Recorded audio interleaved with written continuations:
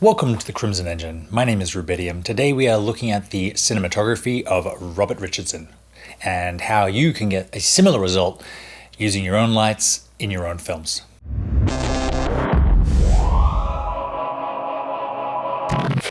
Bob Richardson is one of the absolute legends of Hollywood. He has shot dozens of films, been nominated for many Oscars. He won the Oscar for the cinematography of Hugo.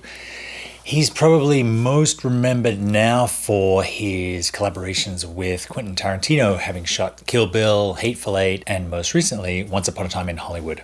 His cinematography is marked by exotic and unusual framings, interesting and non-traditional uses of light, and generally a wonderful heightened sense of reality he's able to inject into his frames and his scenes, all the while making it feel very organic and part of the story. One of his signature ways to light characters is with a very strong backlight, a backlight that blows out completely to white, which he'll sometimes combine with filters to further bloom the highlights.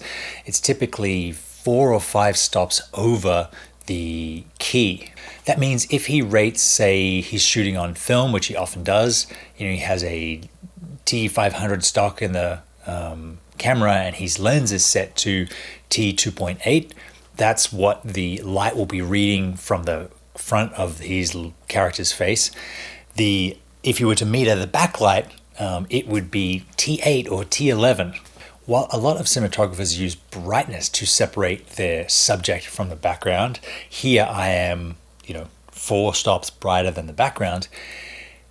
Bob Richardson often has his characters and the background at the same level, but uses the super bright bloomed out halo of light to separate foreground from background. In this shot from Django, Jamie Foxx and the background are both lit with ambient light, and they're both approximately the same level, but there's no confusion between where your eye is meant to go because he is so decisively cut out from the background by this super strong backlight. This works particularly well with cowboy films where the characters are often wearing cowboy hats.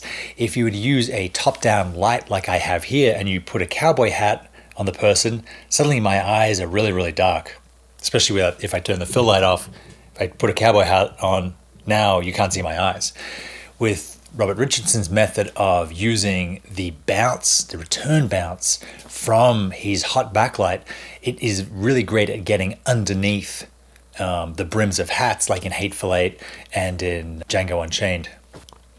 Like a lot of cinematographers, Bob Richardson will often use color contrast to separate your subject from the background as well. So he'll have a cool daylight balanced backlight and a warm bounced key and fill light in order to separate the two of them.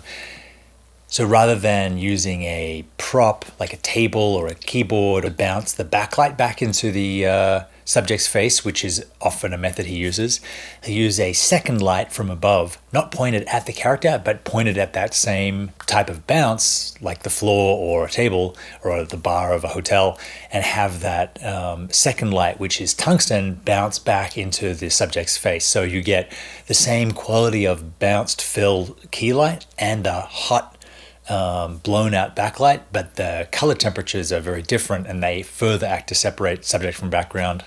We used a Aperture 300D Mark II on a stand pretty much right above the actress, punching down hard, and you can see it illuminates the hat or her hair in this case. And I just played with letting it either bounce off the floor, which was painted white but didn't give me nearly enough level, or just holding a white card right in front of the camera to give that return. It's obviously harder to do in wide shots because you can't get the bounce card as close. I also played around with putting it off to the side rather than below, so you get like a side bounce, a more traditional kind of lighting.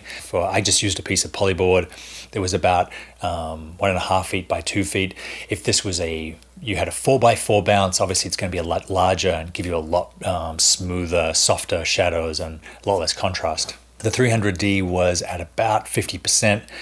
When I turned it up to 100%, I got light flying everywhere. I was able to choose just the regular Bowen's mount reflector to keep it more or less on the actor.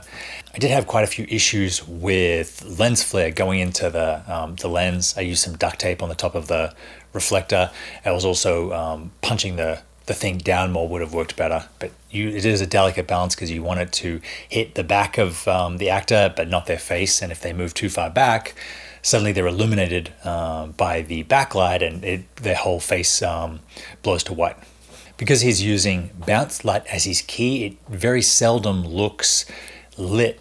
The organicness of the props, of the surrounding of the art department, bouncing light back into the person's face, gives them a much more natural tone. It actually gives them a little bit of a sinister overtone as well, which is no problem with Django Unchained or Hateful Eight.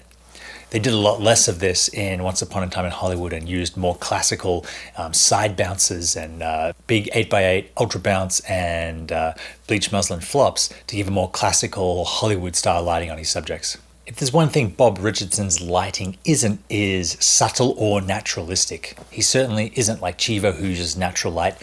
There is almost no way to explain why a 8K Maxi Brute is pounding through the roof when it's supposed to be a candlelit scene. In Hateful Eight, they just went ahead and took the roof out and pretended that the sun was shining through, which did a little better to motivate it. Why is this candle giving off more light than the sun? It looks cool, we don't really care. It just melds with the world of the story.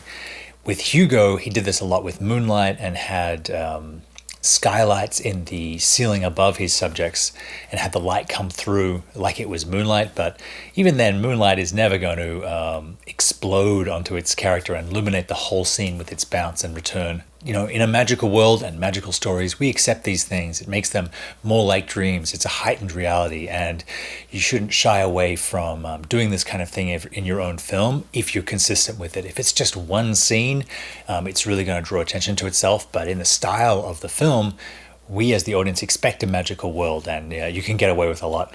That is my look at the cinematography of Robert Richardson. I had a lot of fun experimenting with this and really opened up a new way for me to light that isn't your standard 3-point lighting, your key back and fill, that isn't just pushing a light through a big diffusion frame off to the left of your subject. It really is a whole new way of approaching scenes, and I think it'll come in really handy. Thanks very much for watching. I will see you next time.